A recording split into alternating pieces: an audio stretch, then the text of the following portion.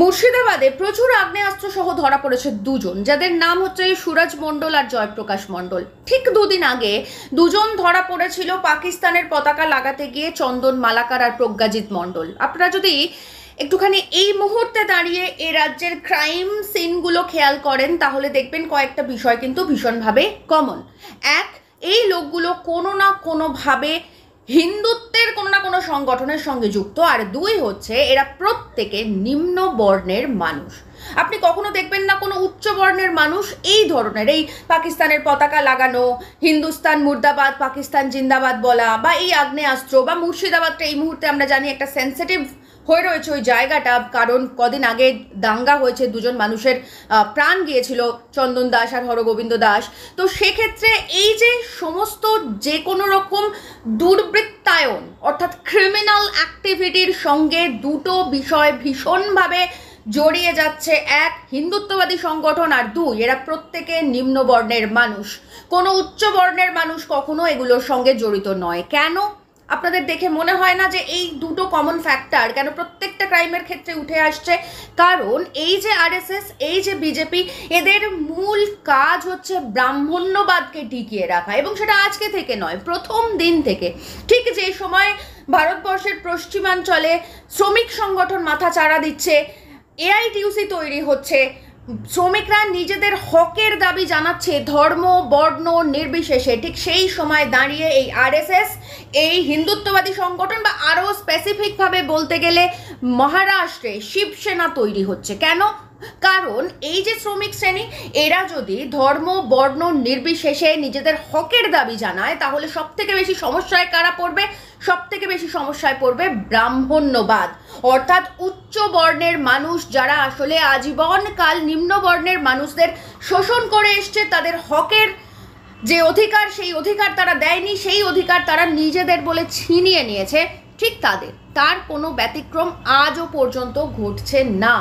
কারণ এই যে মানুষগুলো ধরা পড়ছে, যাদের উপরে অত্যাচার হচ্ছে, এবং এই রিসেন্ট না, আমরা যদি বিগত 1-1.5 বছর ধরে দেখি, সেটা সরস্বতী পুজোয় সরস্বতীর মূর্তি ভাঙা হোক, বা সেক্ষেত্রে যদি কুম্ভে হুমকি দেওয়া হোক, সমস্ত ক্ষেত্রে আমরা দেখব কোনো না কোনো নিম্নবর্ণের মানুষ এবং সেই ব্যক্তি হিন্দুত্ববাদী সংগঠনের সঙ্গে যুক্ত। এই হিন্দুত্ববাদী সংগঠন আসলে এই যে নিম্নবর্ণের মানুষরা যারা ভাবছে যে তারা আসলে হিন্দু বীর, তারা আসলে হিন্দু রাষ্ট্রের জন্য এটা করছে, তারা আসলে নিজের ধর্ম বাঁচাতে এটা করছে, তা নয়।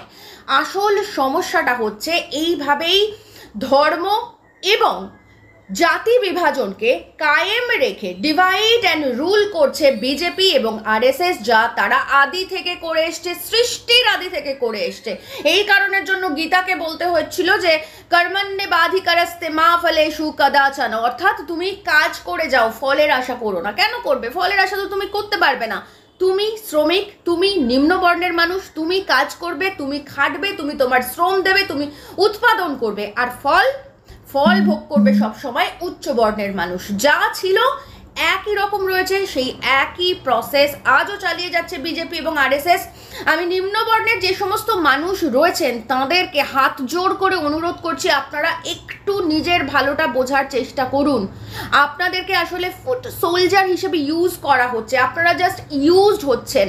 এই যে ঘটনাগুলো ঘটছে, এই যে আপনাদেরকে দিয়ে যে কোনো রকম সমাজ বিরোধী কার্যকলাপ করানো হচ্ছে, এটাতে আসলে আপনি আপনার নিজের ক্ষতি করছেন। ধর্মের চক্রবুহে আটকে গিয়ে আসলে আপনি আপনার হকের যে দাবি সেটা করতে ভুলে যাচ্ছেন। আমাদের আসল বিভাজন, আমাদের আসল দাবি আসলে ধর্মের নয়, আমাদের আসল দাবি আসলে খিদের দাবি, আমাদের আসল দাবি আসলে রুটি রুজির দাবি। নিম্নবর্ণের, সমাজের নিম্নবর্ণের যে সমস্ত মানুষ রয়েছেন তারা একটু বোঝার চেষ্টা করুন, আপনার পেটের খিদে আর একজন মুসলিম সম্প্রদায়ের মানুষের পেটের খিদে এক ফোঁটা আলাদা নয়। আপনি যেভাবে নির্যাতিত, একজন মুসলিম সম্প্রদায়ের মানুষ সেভাবেই নির্যাতিত। নির্যাতনের কোনো আলাদা মাত্রা নেই।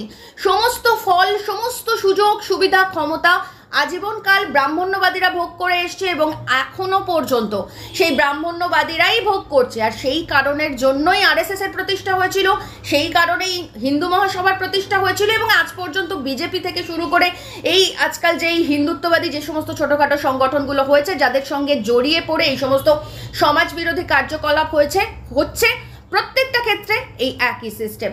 নিম্নবর্ণের মানুষকে বুঝতে হবে যে তাদের আসল শত্রু মুসলমানরা নন, তাদের আসল শত্রু হচ্ছে ব্রাহ্মণ্যবাদ, যারা নিজেরা ক্ষমতায় থেকে অন্যকে পিষে মারতে চাইছে, তাদের হকের দাবি না দিতে চাইছে।